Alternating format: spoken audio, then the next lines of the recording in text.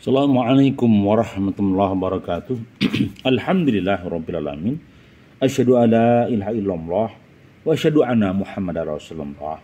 Allahumma sholli ala sayyidina Muhammad wa ala ali sayyidina Muhammad. Rekan-rekan yang kami hormati, masih bersama kami Sukamto Sastro Mejo Channel dalam bingkai motivasi religi. Hari ini kami mencoba mengajak muhasabah diri dan motivasi diri, semoga ada manfaatnya. Semoga dalam ridhonya Allah. Di Quran surat An-Nisa ayat 147 bagi teman-teman muslim, mengapa Allah akan menyiksamu jika kamu bersyukur dan beriman? Dan Allah adalah maha mensyukuri lagi maha mengetahui. Ini Quran surat An-Nisa ayat 147. Jadi pertanyaannya adalah, orang yang beriman dan bersyukur, orang yang bersyukur dan beriman, dipastikan dia akan selamat sama Allah. Dipastikan hidupnya akan tertata, tersistem. Dipastikan hidupnya akan bahagia fid dunya wal akhirah. Karena apa? Karakter dasar ketika kita hidup di dunia. Ya, seharusnya ketika kita dilempar di penduduk dunia ini, kita sadar kenapa kita hadir. Kita kecil, remaja, tumbuh menjadi dewasa, tumbuh menjadi orang tua, kita makan di buminya Allah, kita minum airnya Allah, kita mengambil nafas, mengambil oksigennya Allah. Kita sudah cukup melihat fakta-fakta sosial, melihat fakta-fakta kehidupan bahwa kita tidak bisa mengingkari keberadaan Allah yang Maha Esa, Maha Tunggal. Artinya apa? Hukumnya wajib kita bersyukur. Kalau kita tidak bersyukur, bisa dipastikan hancur, berantakan, dan pasti berantakan. Kok bisa begitu? Iya. Ya. Orang itu kalau tidak bersyukur dan tidak beriman, ada laknat dunia, ada laknat akhirat.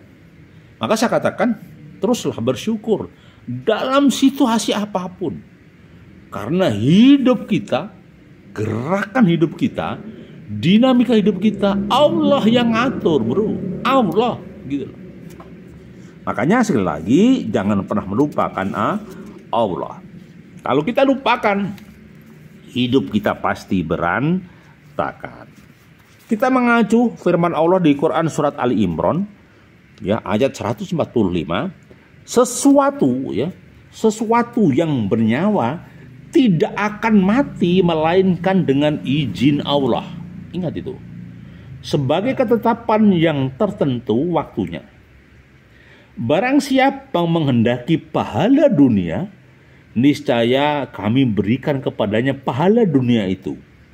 Dan barang siapa menghendaki pahala akhirat, kami akan berikan pula pahala akhirat itu. Dan kami akan memberikan balasan kepada orang-orang yang bersyukur. Enak kan? Jadi apa yang kita lakukan terserah kita. Niatnya dunia atau niatnya kehidupan akhirat. Kehidupan akhirat abadi, bosku, kekal. Kehidupan dunia hanya 100 tahun, 80 tahun, 50 tahun. Akhirat lebih mulia. Maka jangan pernah menjual akhirat demi dunia. Kami ulang, jangan pernah membeli akhirat demi dunia. Orang sampai melupakan kebaikan-kebaikan. Menantang Allah tidak sholat, menantang Allah dengan maksiat, menantang Allah dengan mengeklaim bahwa tidak ada Tuhan, salah besar. Yang betul adalah la ilaha illallah, tidak ada Tuhan selain Allah. Gitu. Baik, kita lanjutkan. Jadi kalau kita sudah punya konsep kullun nafsi dha'iqatul maut, ya pasti kita akan mati. Ya. Hanya saja kapan waktunya terserah Allah yang ngatur. Ya, terserah Allah. Sedangkan dalam firman-Nya, ya Allah juga menegaskan di Quran surat Toha ayat 130 ya. Dan bertasbihlah dengan memuji Tuhanmu sebelum terbit matahari dan sebelum terbenamnya, dan bertasbih pula lah pada waktu-waktu malam hari dan pada waktu-waktu di siang hari, supaya kamu merasa senang. Jadi mari kita selalu bertasbih kepada Allah ya, di waktu pagi, siang ataupun malam, sewaktu kita longgar, sewaktu kita aktivitas di tempat-tempat yang positif, selalu bertasbih sama Allah, selalu mengingat Allah. Agar apa? Agar tenang. Ala bidzikrillahi tatmainul qulub. Ya, maka sekali lagi, dengan ketenangan ini akan diraih. Ya, maka jangan sengkan mengatakan qul huwallahu ahad. Allah itu satu, esa. Ya. Insya Allah lah yang menjaga kita, menjaga umat, menjaga kehidupan ini agar terus berlangsung. Semoga teman-teman semuanya yang saat ini keliru kilap bisa diberi hidayah sama Allah. Ya, disampaikan pula di Quran surat Luqman ayat 12. Dan sesungguhnya ya, telah kami berikan nikmat ya, hikmat kepada Luqman, yaitu bersyukurlah kepada Allah, dan barang siapa bersyukur kepada Allah, maka sesungguhnya ia bersyukur untuk dirinya sendiri. Ya. Dan barang siapa tidak bersyukur, maka sesungguhnya Allah Maha Kaya lagi terpuji. Kalau ada orang yang tidak bersyukur, Allah nggak rugi. Tapi sebaliknya, ketika orang itu bersyukur, sebenarnya orang tersebut bersyukur itu untuk dirinya sendiri. Karena dengan syukur itu akan melimpahkan rahmatnya Allah dan berdampak pada dirinya sendiri. Jadi teruslah bersyukur, jangan lupa. Maka dengan bersyukur kehidupan ini menjadi indah. Nah, sementara itu di Quran surat ya Luqman ayat 31 bahwa tidakkah kamu memperhatikan bahwa sesungguhnya kapal itu berlayar di lautan dengan nikmat Allah supaya diperlihatkannya kepadamu sebagian dari tanda-tanda kekuasaan Allah. Sesungguhnya pada yang demikian itu sesungguhnya pada yang demikian itu berarti benar-benar terdapat tanda bagi semua orang yang sangat sabar lagi bersyukur. Ingat, sabar dan syukur. Kalau kita sabar, ya nikmat. Kalau kita nggak sabar, sudah laknat.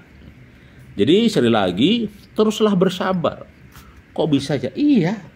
Kalau kita tidak sabar, Masya Allah, kita mau keluar dari mana?